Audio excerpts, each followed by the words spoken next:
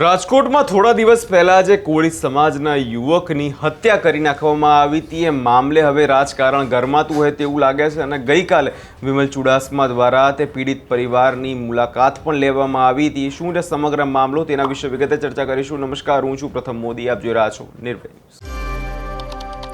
રાજકોટમાં થોડા સમય પહેલા જે બનાવ સામે આવ્યો જેમાં એક કોળી સમાજના એક યુવાનની પૈસાની લેતી દેતી મામલે હત્યા કરી નાખવામાં આવી હતી, એ મામલે પોલીસની કાર્યવાહી પર હવે જે સવાલો ઉઠી રહ્યા છે કેમ કે ધારાસભ્ય વિમલ ચુડાસમા દ્વારા તે પીડિત પરિવારની મુલાકાત લેવામાં આવી હતી અને ચુડાસમા દ્વારા જે છે આ મામલે પોલીસની કાર્યવાહી પર અનેક સવાલો જે છે ઉઠી ગયા છે કેમ કે ધારાસભ્ય વિમલ ચુડાસમાનું કહેવું છે કે એફઆઈઆરમાં માત્ર 2 જ આરોપીઓના નામ કેમ લખવામાં આવે છે કારણ કે ઘટના પાછળ તો કુલ 4 આરોપીઓનો હાથ છે જેમાં સીસીટીવીમાં સ્પષ્ટપણે દેખાવામાં આવી રહ્યું તે છતાં પોલીસ દ્વારા શા માટે 2 લોકોને બચાવવામાં આવી રહ્યા છે જેવા સવાલો કરવામાં આવ્યા છે। સૌપ્રથમ સાંભળી લઈએ વિમલ ચુડાસમાએ વધુમાં શું કહ્યું છે।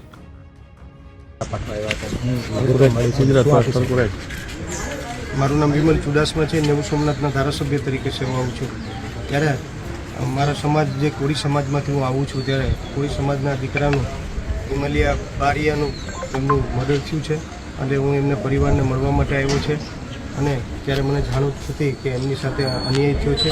કે જે લોકોએ મર્ડર કર્યું છે એ લોકોએ 2 જ વ્યક્તિઓના નામ લખ્યા છે, 4 લોકોએ આખું મર્ડર કરેલું છે અને એ લોકોને પણ જ્યારે ડેડ બોડી ઉપાડવામાં નહોતી આવી ત્યારે એ લોકોને પણ ત્યાં પોલીસ સ્ટેશને લઈ ગયેલા હતા અને તેમને 4 આરોપીને બતાવેલા હતા પોલીસ દ્વારા કે આ 4 આરોપી છે એને અમે ધરપકડ કરી લીધી છે અને એફઆઈઆરમાં 4 નામે લખેલા છે। પણ જેવી ડેડ બોડી આ લોકોએ સ્વીકારી અને અગ્નિદાન આપી દીધું પછી એ લોકોએ બીજા દિવસે એફઆઈઆરમાં 2 જ વ્યક્તિના નામ લખ્યા છે, આ લોકોએ 4 વ્યક્તિના નામ લખાયેલા હતા। એટલે પરિવાર દ્વારા મને રજૂઆત કરવામાં આવી છે એટલે હું પત્ર મુખ્યમંત્રી અને ડીજીપી અને નાયબ મુખ્યમંત્રીને અહીંના આઈજી અને એસપીને પત્ર લખવાનો છે કે આ લોકોએ અન્યાય થયો છે। એ લોકો મને પુરાવા પણ બતાવ્યા છે જે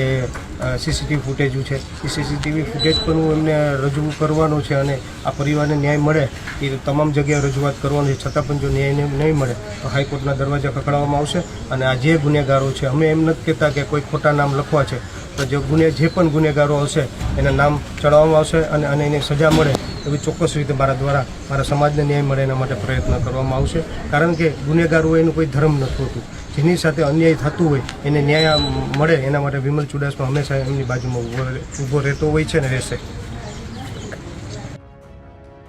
એટલે કે જે રીતે અત્યારે આક્ષેપો થઈ રહ્યા છે કે ઘટનામાં કુલ 4 શખ્સો સામેલ હતા પરંતુ પોલીસ દ્વારા નોંધવામાં આવેલ એફઆઈઆરમાં માત્ર 2 જ આરોપીઓના નામ દર્શાવવામાં આવ્યા છે। વિમલ ચુડાસમાએ વધુમાં કહ્યું કે ગુનેગારોનો કોઈ ધર્મ હોતો નથી, જેની સાથે અન્યાય થાય તેને પડખે હું હંમેશા ઊભો રહીશ કેમ કે આપણે થોડા સમય પહેલાં પણ જોયું કે રાજકોટમાં એક કોળી સમાજના એક પત્રકારનો વિવાદ સામે આવ્યો હતો, તેમાં પણ ધારાસભ્ય વિમલ ચુડાસમા દ્વારા ત્યાં હાજર રહ્યા હતા અને તેને ન્યાય અપાવવાની વાત કરી હતી। હવે આ જ મામલે એક રાજકોટમાં બીજો જે બનાવ સામે આવ્યો જેમાં કોળી સમાજના યુવાનની હત્યા કરી નાખવા આવી એ મામલે હવે વિમલ ચુડાસમા પણ મેદાને આવ્યા છે અને પોલીસને આડે હાથ લેતા કહી દીધું છે કે જે 2 આરોપીઓ છે તે 2 આરોપીઓના નામ શા માટે લખવામાં આવ્યા નથી। વધુમાં જો વાત કરવામાં આવે તો કે સીસીટીવીમાં ફૂટેજમાં સ્પષ્ટ દેખાઈ રહ્યું છે કે અન્ય આરોપીઓને બચાવવામાં આવી રહ્યા છે, એ સૌથી મોટો એક પ્રશ્ન જે છે ત્યારે ચાલી રહ્યો છે અને રાજ્યના પોલીસ વડા અને આઈજીને પત્ર લખીને ન્યાયની માંગ કરવાની ચીમકી પણ આપવામાં આવી છે। હવે જોવાનું એ રહેશે કે તટસ્થ તપાસ કરીને બાકીના આરોપીઓની ધરપકડ થાય છે કે નહીં